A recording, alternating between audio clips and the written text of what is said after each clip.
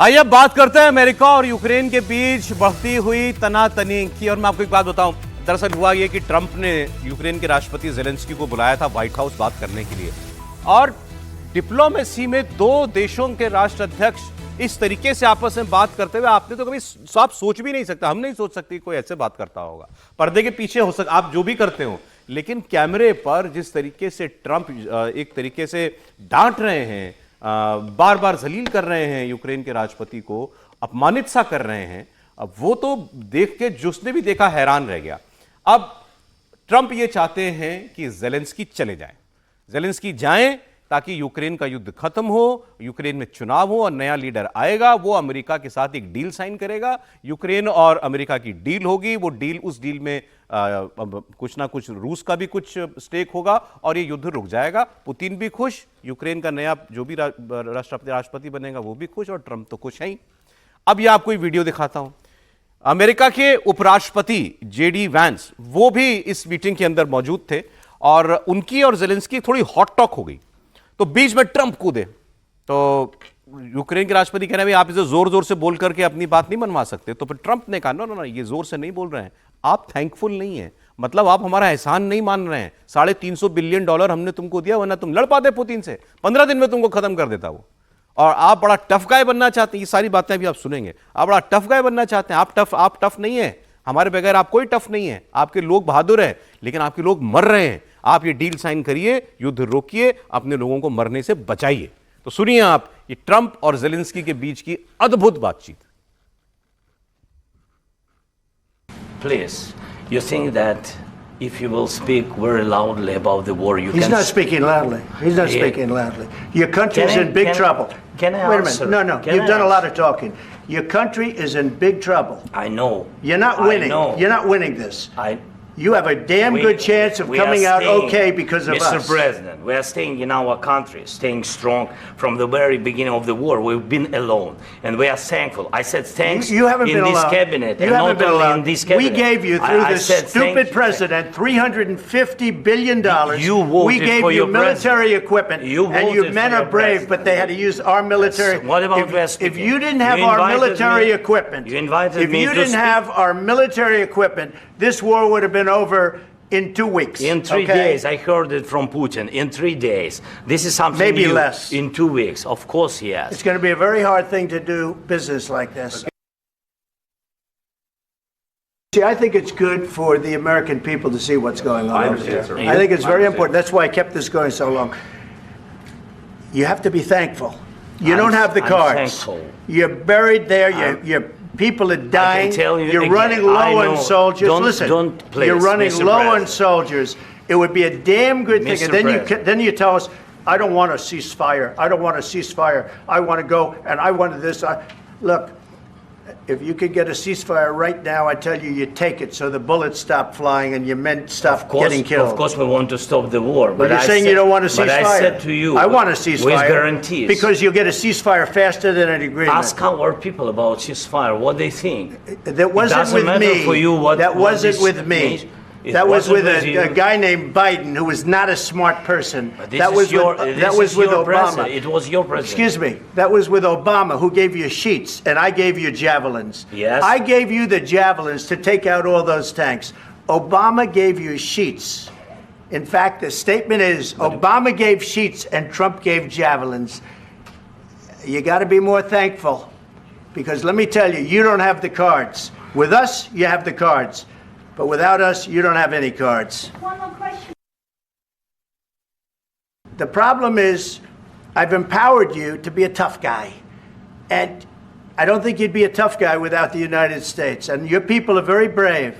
But you're either going to make a deal or we're out. And if we're out, you'll fight it out. I don't think it's going to be pretty, but you'll fight it out. But you don't have the cards. But once we sign that deal, you're in a much better position.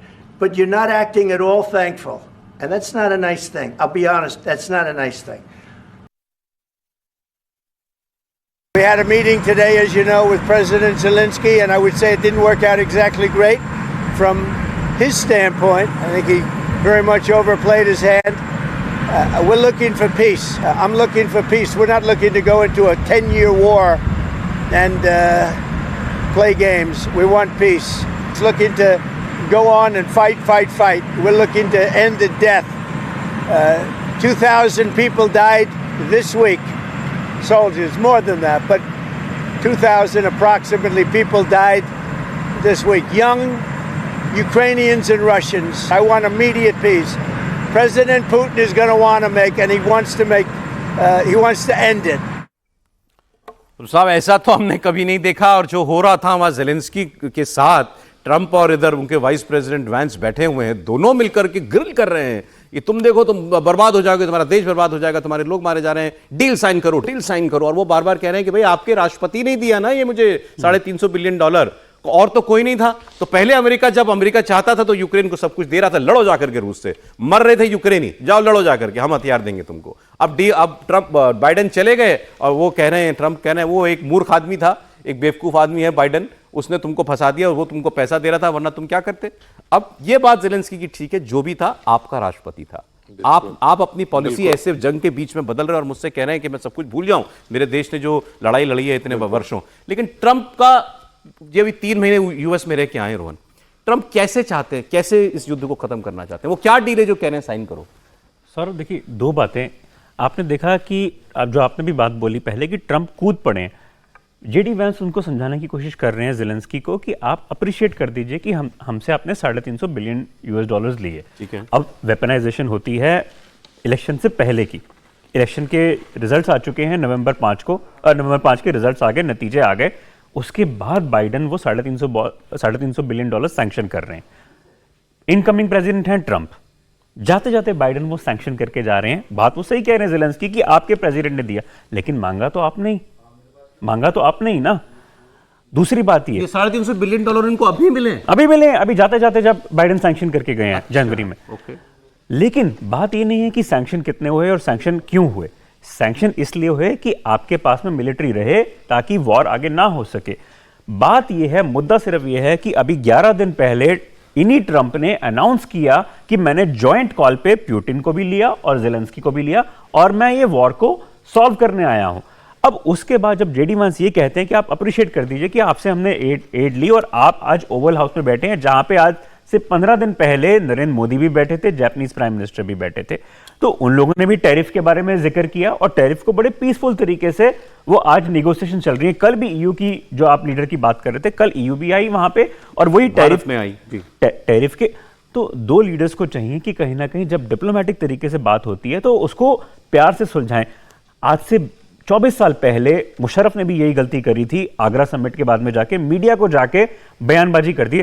What is confidence building measures, ऐसे थोड़ा ना आप बात कर सकते हैं कि तो ये तो सब कुछ वीडियो पे ही कर रहे हैं। करेक्ट, नहीं तो मुशर्रफ ने भी यही गलती करी थी, बात कुछ और थी वाजपेयी के साथ में आगरा में, और बाहर मीडिया को जाके उन्होंने ऐसे बयान। ट्रंप अपनी लोकल कॉन्स्टिट्यूएंसी को खुश करने के लिए डिप्लोमेसी का मजाक बना रहे हैं बेसिकली। बिल्कुल, ये नहीं करना चाहिए था, लेकिन उनको आज से कुछ साल पहले बड़ी मूवी आई थी खून भरी मांग, मगरमच्छ के सामने आप रेखा को डाल देते हैं। अब इतना सारा मीडिया है, हॉक क्या, मगरमच्छ के सामने आप वो सारी चीजें फीड कर रहे हैं, वो शायद नहीं करना चाहिए था। ये कैसे, ये कौन सी डील चाहते हैं कि जेलेंस्की मान जाए? नहीं, डील सिर्फ अभी यही है कि एक क्वाड समिट जो है रशिया की हो रही है, रशिया को कमिटमेंट दे चुके हैं ट्रंप की हम क्वाड को भी चलने देंगे और डॉलराइजेशन नहीं होने देंगे, जो एक अलग करेंसी लाने की कोशिश कर रहे हैं। तो वो कमिटमेंट जो दे चुके हैं ट्रंप वहां पे, उसको तो पूरा करेंगे ना। तो जेलेंस्की को ही बुला के ये बार बार कहते हैं कि वो इलेक्शन नहीं करा रहे, जेलेंस्की डिक्टेटर है, मतलब जेलेंस्की डिक्टेटर है, पुतिन डिक्टेटर नहीं है। ये जेलेंस्की को हटाना चाहते हैं और फिर युद्ध रुकवाना चाहते हैं। देखिए, मुझे लगता है जेलेंस्की की सबसे बड़ी गलती ये हुई कि जिस तरीके से बाइडेन ने उनको सपोर्ट किया, और जब बाइडेन चुनाव हार जाते हैं तो जब ट्रंप 20 जनवरी को 4 संभालते हैं, मुझे लग रहा है जैसे इजराइल के प्रेसिडेंट प्राइम मिनिस्टर जैसे ही अमेरिका पहुंच गए थे, जेलेंस्की को तुरंत मिलने चले जाना चाहिए था या ट्रंप को भरोसे में लेना था। कल की जिस तरीके से जो बातचीत हुई है, ऐसी तो बातचीत तो ट्रंप ने नॉर्थ कोरिया के तानाशाह से भी नहीं की थी, जिनका इतना दुश्मन है, उनके साथ भी दोनों जब ट्रंप का दोस्त है, मिलने गए, मतलब मिलने गए तो बड़े हंस के दोनों ने बात की थी। तो जब वो लोग इतना आराम से बात कर सकते हैं और जेलेंस्की जो अमेरिका की दम पर रशिया से लड़ रहे थे, व्हाइट हाउस में इस तरीके से होना, मुझे लगता है ये कूटनीतिक असफलता है बहुत बड़ी। सर, ये इसका नुकसान जेलेंस्की को उठाना पड़ेगा। ये क्लियर है कि ट्रंप हर हाल में अब जेलेंस्की को हटाना चाहते हैं कि जेलेंस्की हटे तब ये युद्ध रुकेगा। अब ये कैसे मुमकिन है? देखिए, ट्रंप के सामने सबसे बड़ा दुश्मन आज के दिन में रसिया नहीं है, ये हमको मानना चाहिए। ट्रंप अपना ध्यान और अमेरिका का ध्यान एशिया पैसिफिक रीजन में करना चाहते हैं, कंसंट्रेट करना चाहते हैं। यूरोप जो है वो चाहता है कि अमेरिका यूरोप में उलझा रहे, नाटो के नाम पर उलझा रहे और रसिया के साथ टक्कर रहे, ताकि हमारी सुरक्षा की गारंटी यहां पर बनी रहे।